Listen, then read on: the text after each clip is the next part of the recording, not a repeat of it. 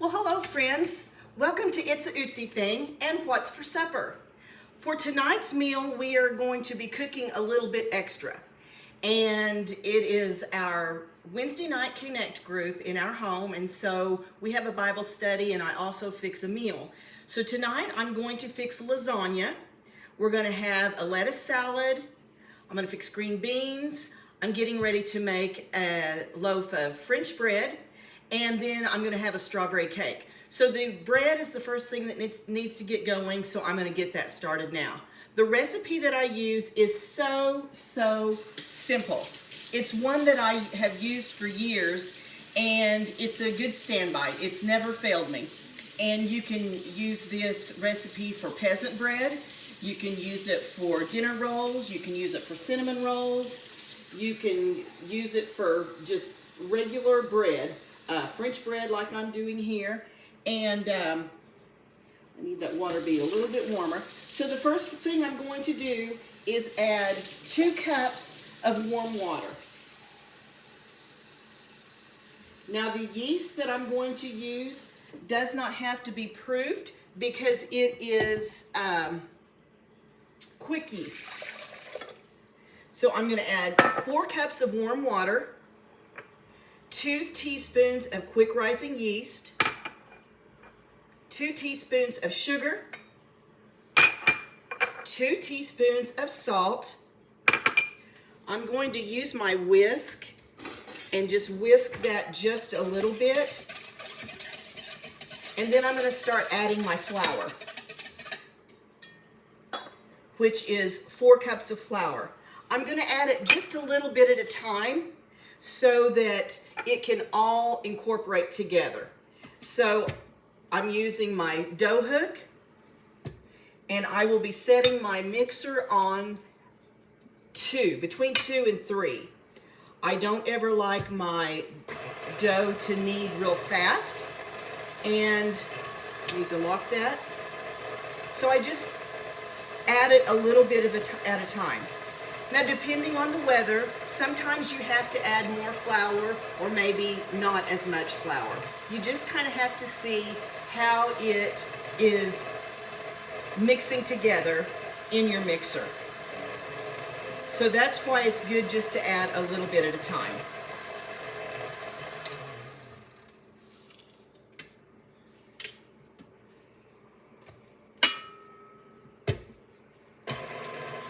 I like using the quick rise yeast because, especially if you're on a time crunch, it goes quite a bit faster because, for one thing, you don't have to proof it.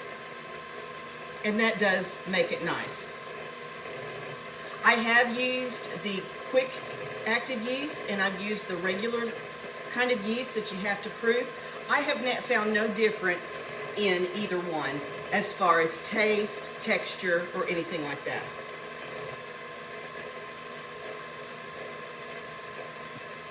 Now, it may be a case that you have to use a spatula and get some of this off the sides because you do want it all to be well incorporated. So just scrape some of that off and then add a little bit more flour.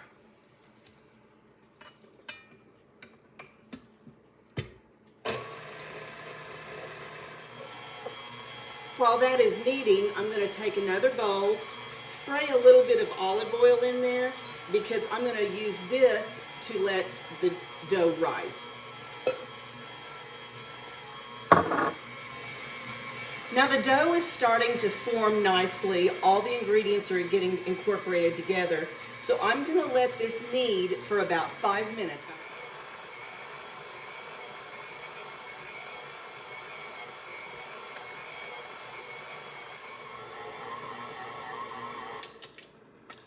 Okay, this is a perfect consistency. I will tell you, I did have to add another 1/4 of a cup of flour. It just was pretty sticky and was not forming the dough, the soft dough that I wanted. It was just too moist, which is kind of surprising because there's not a lot of moisture in the air here. But you just never know. You just never know. So what I'm going to do now is I'm going to take my dough out, and this is what it looks like right now.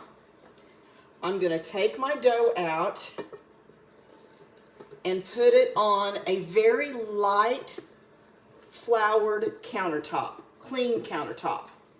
And I'm going to knead this for just a little bit. And you don't want to over knead it because that puts more gluten in it and will make your bread tough. And this is still just a little bit sticky, but I think we're going to be okay.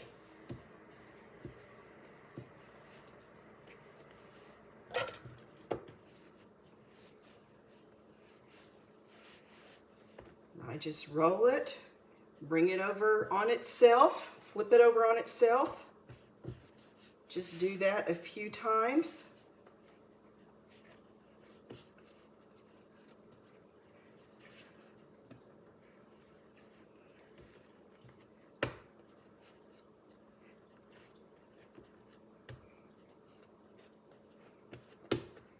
Okay.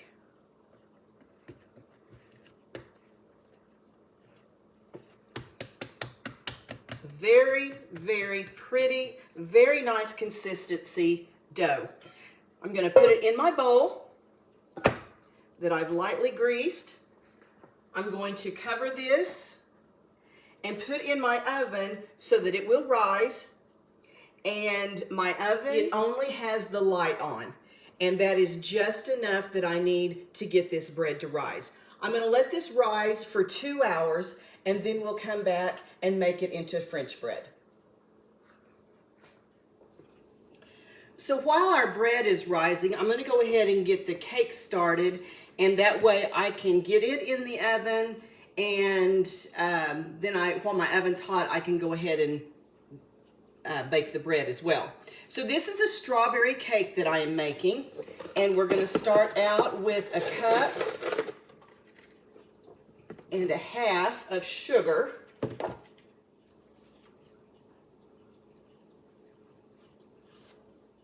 2 cups of flour.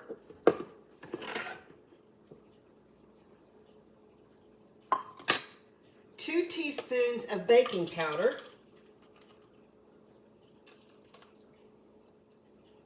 1/4 of a teaspoon of salt. And now I'm just going to mix that all together. Now I'm going to add 1 small box, which is 3 ounces, of strawberry jello.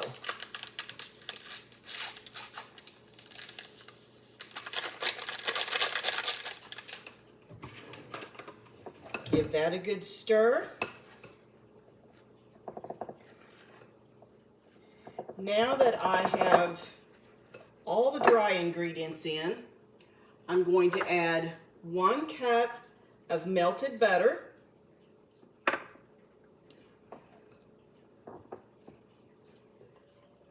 a 1/2 cup of milk,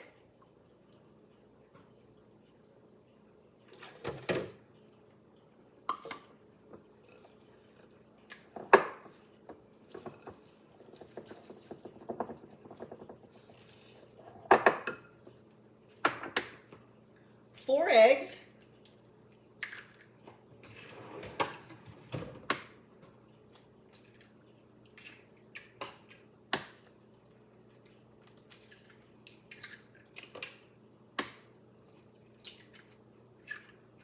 and I'm going to slightly beat those up before I put them in my cake mix.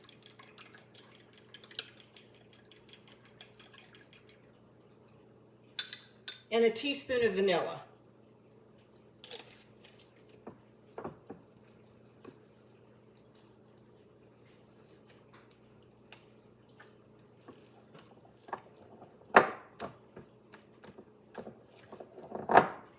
Now that all that is incorporated together, I'm going to add 1 cup of chopped up strawberries. And if there's juice on them, you want to leave that juice on it because that's really going to make the cake moist. If you have frozen strawberries, sprinkle a little bit of sugar on them and let them thaw out and leave that juice on the strawberries when you pour it into your cake.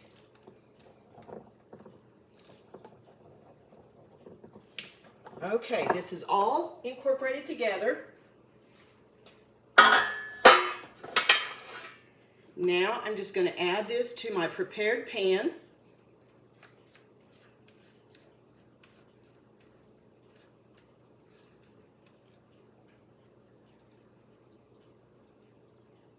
And I'm going to put this in a 350-degree oven for 30 to 40 minutes. Before I put this in the oven, I want to just tell you that if you didn't want to do the dry ingredients, with the exception of the Jell-O, you could just buy a white cake mix if you wanted to do that instead of making it from scratch. That would be easy as well.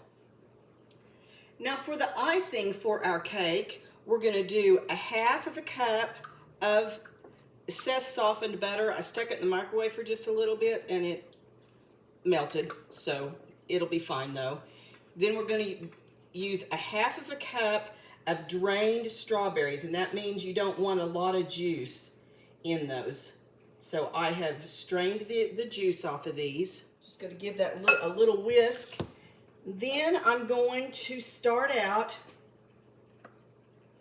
with 2 cups of sifted powdered sugar. Now you may ask, why am I sifting the powdered sugar?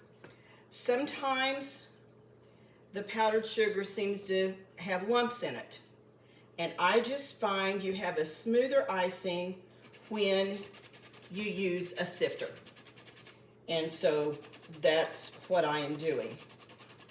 This sifter, as a matter of fact, since we're talking sifters, was my grandmother's, and I have just continued to use it. The screen is still good in it, and so I just use it. Okay, I'm going to go ahead and stir this 2 cups of powdered sugar, and we'll see how our consistency is, if we're going to need any more liquid. And I saved that strawberry juice just in case I do, because we don't want it to be too dry to where it won't spread, but you don't want it to be real runny either. Okay, let's go 2 more cups.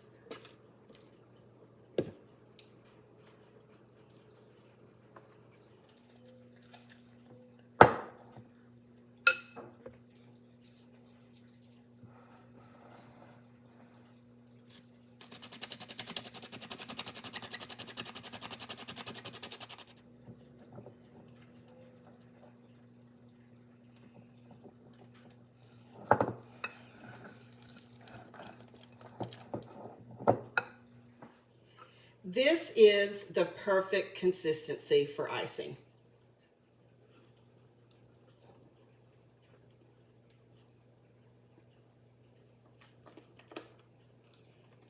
Now I'm just going to set it aside, and when the cake is out of the oven and it has cooled off, then I will add the icing to it. Well, our bread has risen. Isn't that pretty? And we are ready to make this into, I think I'm going to do 2 loaves of French bread. So I'm just going to sprinkle a little bit of flour on my clean countertop so that it doesn't stick. You can use oil if you want to. I'm just going to pop this out.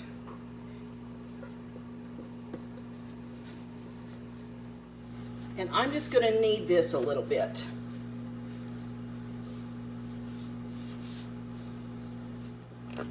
Cut it in half. Then I'm just going to roll it out. I got this off of Amazon. It's a French bread pan. And so this is kind of what I gauge it by. this is what I will make the size of the French bread.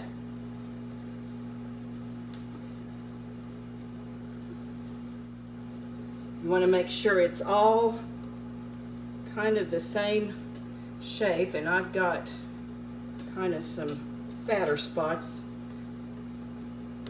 that shouldn't be, so make sure it's all evened out. Okay.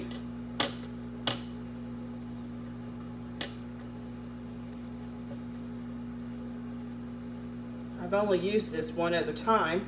When I used it before, the first one didn't turn out very good. The second one turned out really good. And it's proven to be the same way this time. The second one's better than the first one. So let me see if I can make the first one pretty like the second one.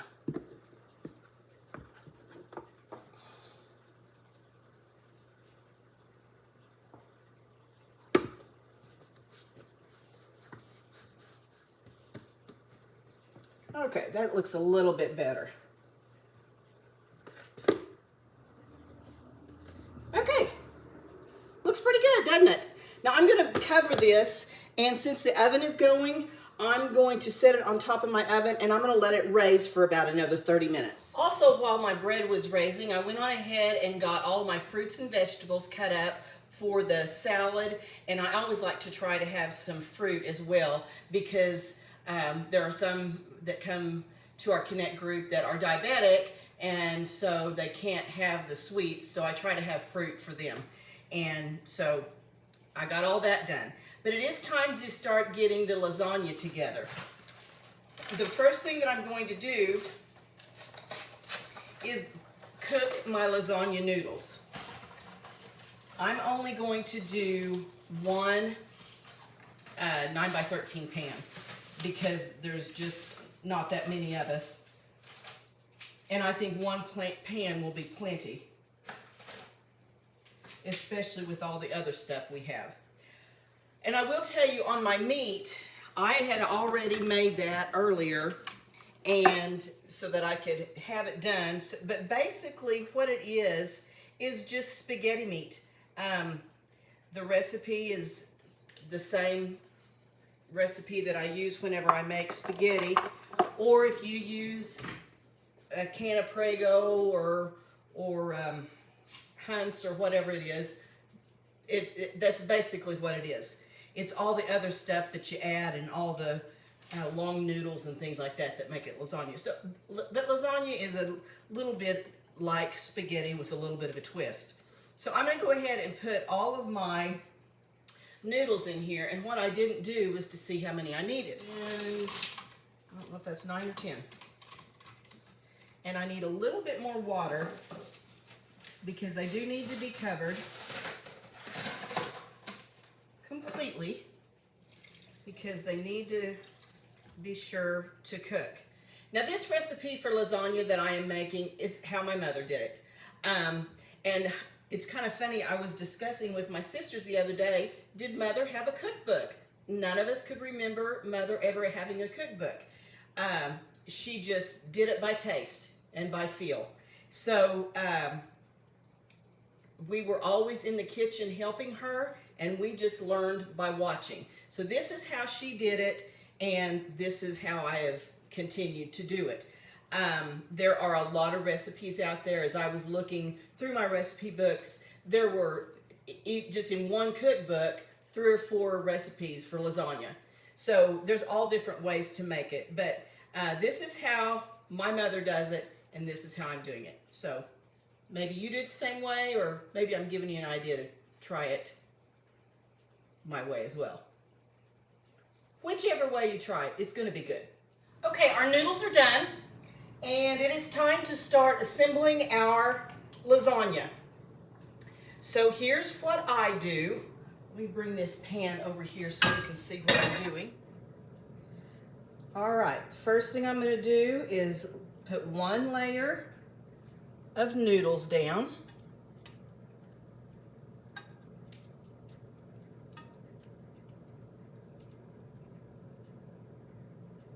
And I did get the cake out of the oven, and it Looks yummy, smells wonderful.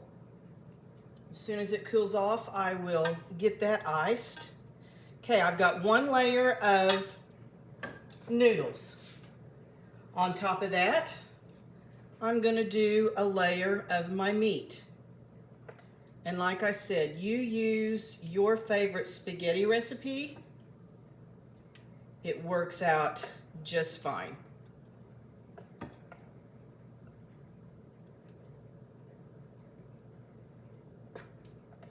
And it doesn't have to be a real thick layer because we're just going to keep layering one on top of the other. Now I'm just going to start layering some cheese. And I use 3 different kinds of cheese. This is Colby Jack. Then I'm going to use Parmesan and mozzarella.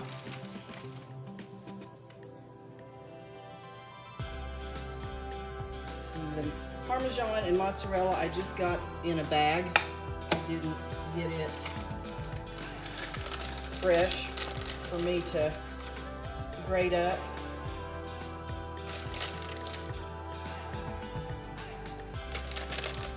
I should have, but I didn't, so there you go.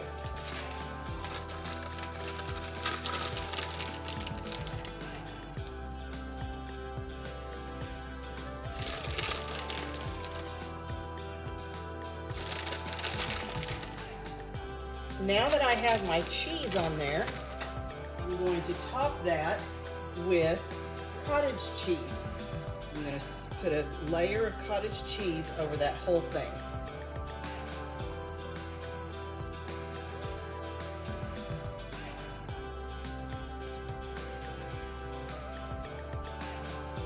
Now, some recipes call for ricotta cheese. You can do that as well. You do what you like. If you've never made lasagna, I hope this will be a challenge for you and you'll give it a try.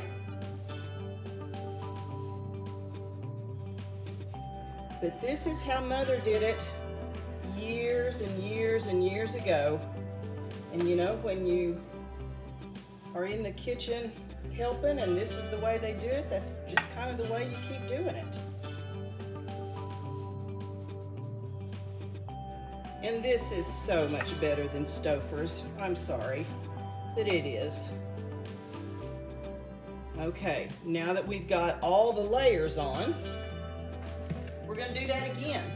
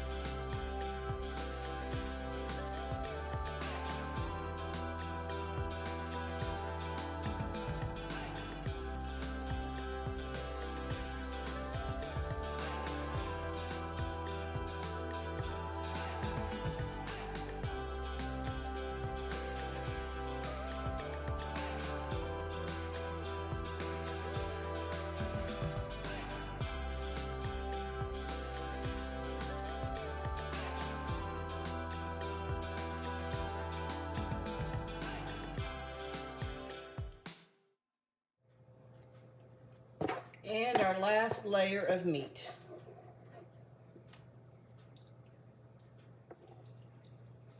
There wasn't a whole lot of meat left. I definitely went a little too thick on that first layer.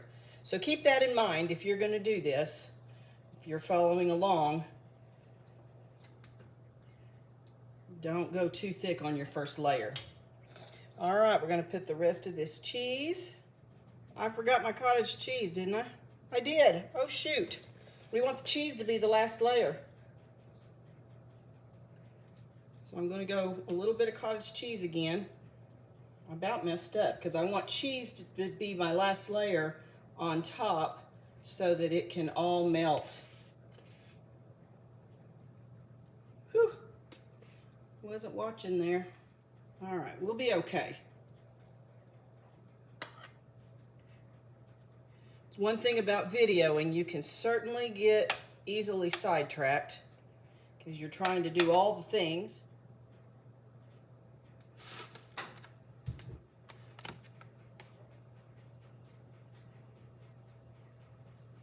Okay, folks, there we go. We are ready to go in the oven for about 30 minutes.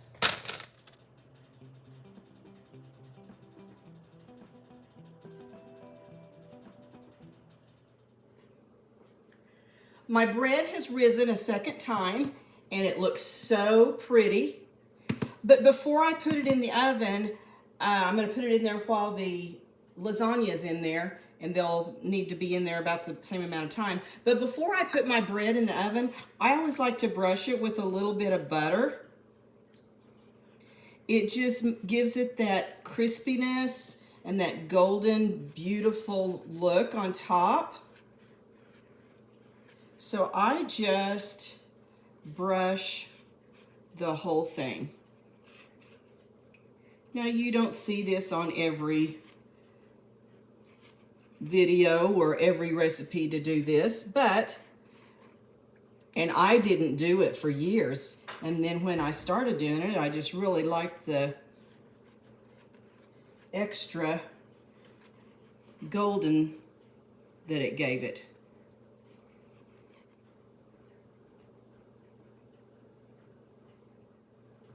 We are about to get everything finished up, and pretty much the last thing that we need to do is put the icing on our cake. It has cooled down, and it smells delish.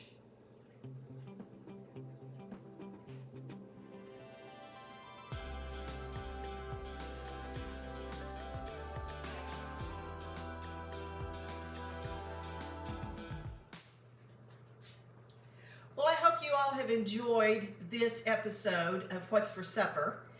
It is difficult for me to get a ending picture because I'm pulling everything out of the oven while people are getting here, so it's kind of hard for me to do ending video. So I just want to take this time to thank you for following along. I hope you have a great rest of your evening, and as always, enjoy your meal.